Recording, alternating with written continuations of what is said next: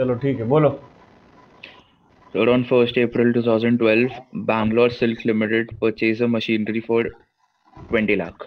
तो क्या डेट बताई तूने? 2000 2012, 1st April. अप्रैल 1, है ना? क्या है यहाँ पे खरीदा हमने? Sir, 2 bank M1 20 lakh. 20 lakhs की बात कर रहे हैं ये लोग। चलो जी, Yes, sir. जगह कम पड़ जाएगी। एनीवेज, फिर सर आगे क्वेश्चन में लिखा है provides depreciation at the rate 10% पर तो annum अभी on फिलहाल written हम ईयर 2012-13 पे हैं। इस 12-13 में और कुछ हुआ है क्या? नहीं सर। तो अब सीधा डेप्रिसिएशन है क्या? हाँ सर। तो डेप्रिसिएशन 2013 अप्रैल मार्च 31 को लगाते हैं, कितनी हो गई बाई सर 10%। डेप्रिसिएशन? तो पूरी लग जाएगी। Yes sir. Year Yes, ended तो मार्च 31 ही गिवन है क्या जस्सी? यस सर, मार्च 31। तो चलो 2 लाख रुपए की ये लग गई डेप्रिसिएशन, मोर सिंपलर बाई। फिर हमने देखा balance carried down, that is how much? 18 lakh हो गए। ठीक है, तो ये साल तुम्हारा खत्म हो गया। तो ये 20 लाख आ गए। अब हमारा 2013 अप्रैल 1 को क्या है भाई? सर इस पूरे साल में कुछ नहीं हुआ, बस डेप्रिसिएशन कैलकुलेट करना है। ये बकवास कर रहे हैं मतलब हमारे से। तो ये तो हम डायरेक्टली यहाँ तक पहुँच सकते थे बिना वर्किंग किए, मैंने ऊपर बनाया। चलो अब पहुँच गए हैं, तो 18 लाख। अब फिर से इसका मतलब डेप्रिसिएशन 2014 मार्च 31 बाय डेप्रिसिएशन। और इसमें कितनी हो रही है डेप्रिसिएशन? सर 1,80,000। WDV चल रहा है, तो 1,80,000 यहाँ डेप्रिसिएशन हुआ। And again reaching the by balance carried down, that 16,20,000। तो यहाँ तक तो टाइम पास टाइप ही काम किया हमने एक्चुअली, है ना?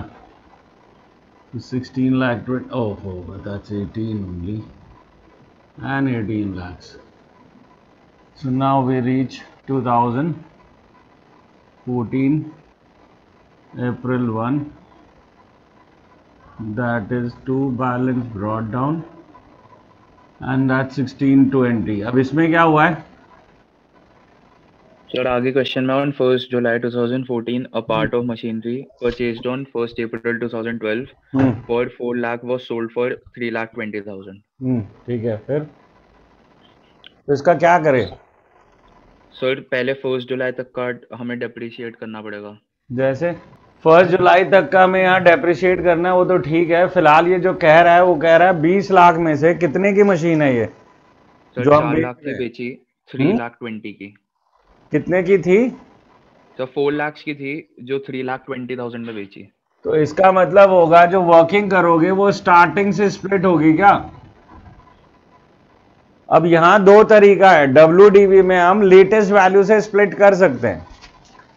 तो या तो दो तरीके हैं कि पहले 20 लाख 14 और 16 और 4 में डिवाइड करो, या दूसरा तरीका लेटेस्ट वैल्यू से चलो, that is book value of M1 on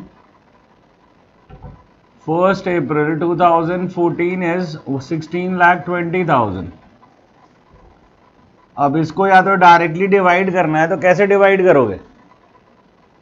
हाँ जैसे इसको मुझे डिवाइड करना है अगर सोल्ड पार्ट में एंड रिमेनिंग पार्ट में, तो कैसे डिवाइड करूंगा मैं इसे? सर सोल्ड सर 4 लाख किया। सर जी नहीं है ना, बात ही नहीं समझ रहे ना। वो 4 लाख यहां है, यहां नहीं है। वो 4 लाख यहां था, यहां नहीं है। 4 लाख की जो वैल्यू उसने क्वेश्चन में दी है वो दी है इस डेट की। ठीक है सर।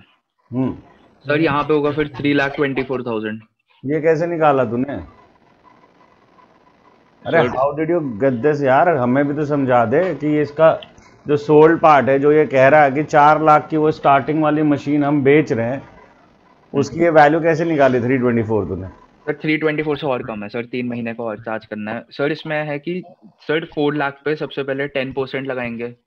सर मैं इतना नहीं खेलना जानता, मुझे लगा तुम लोग मैथमेटिकल स्टूडेंट हो, थोड़े मैथ्स को समझते हो, तो I will do it like this if you don't mind. 4 lakh by 20 lakh, I will use proportion, चलेगा?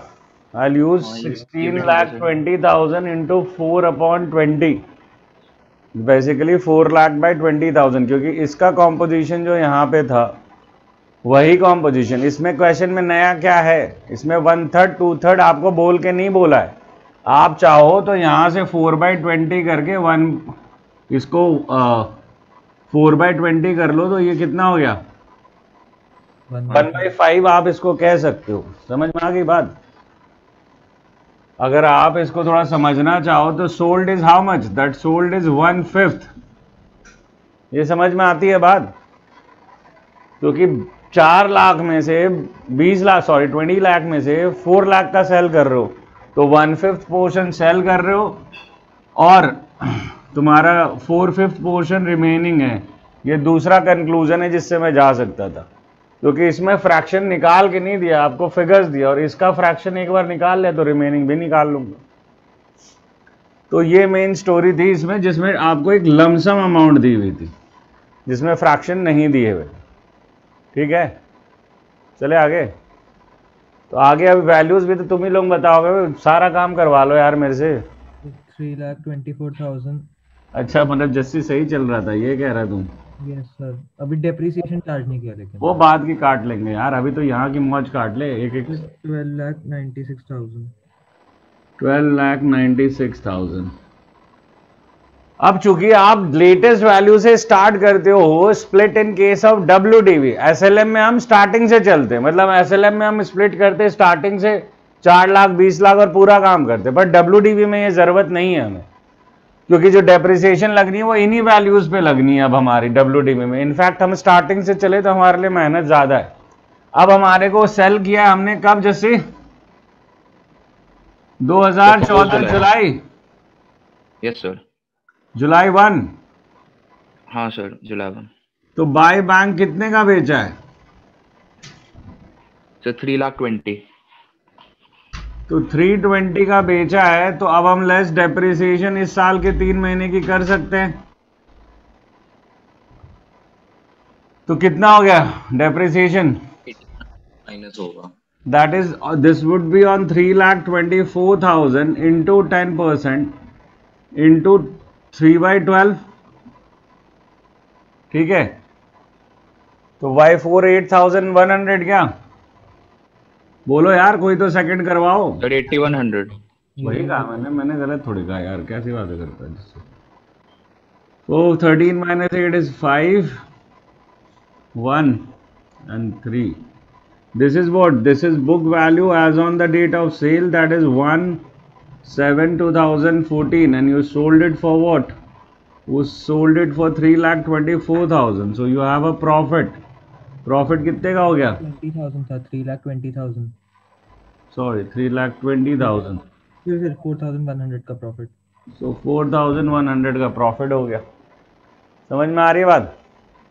अब इसको रिफ्लेक्ट करना है, कहाँ डाल रहे हैं जस्सी, बता जरा फटाफट। अरे कहाँ गया तुम? हाँ यस सर, सब प्रॉफिट डेबिट साइड पे आएगा। प्रॉफिट डेबिट साइड पे आएगा on July 1 to profit and loss account. Profit कितना है? 4100। 4100। और बैंक तो हमने डाल दिया, और कुछ डालना है इसमें? बोलो जस्सी जी। Sir depreciation. हाँ, एक्स्ट्रा डेप्रिसिएशन, 3 चीजें हम यहाँ से उठाते हैं। So July 1 by depreciation on M1 1/5, है ना? तो दैट इज 8100। हुआ? अब इस वाले पोर्शन में आते हैं, राइट? इस वाले पोर्शन में बेसिकली हमें इस साल का डेप्रिसिएशन फाइंड आउट करना है। That is obvious that it's 129600 और जो वैल्यू बची that is book value on the closing date, that is book value as on 31/3/2015। तो क्लोजिंग वैल्यू भी हमारे को मिल गई इससे, है ना सर। 15 - 9 6 सर 11,66,400। 11,66,400। ओके सर, ठीक है। तो ये भी वैल्यू मिल गई मुझे इन वैल्यूज की जरूरत पड़ती है अपने यहाँ कैसे। So when I am reaching 2015, तो 2015 कौन सी डेट, मार्च 31 को जब मैं डेप्रिसिएशन प्रोवाइड करूंगा, so I provide depreciation on M1 4/5। तो M1 4/5 का डेप्रिसिएशन मैंने निकाल रखा है ऑलरेडी, दैट इज 1,29,600, वो वहां से मिला। और जो 2000 द सेम डेट जो बैलेंस कैरेट डाउन है वो भी मेरा निकला पड़ा है। हाँ सर। सर अभी एक और मशीन है सर, खरीदी है क्या? 1 नवंबर। Yes sir. खरीदवाओ, एक और मशीन है तो उसकी डेप्रिसिएशन भी दिखानी पड़ेगी। चलो बोलो।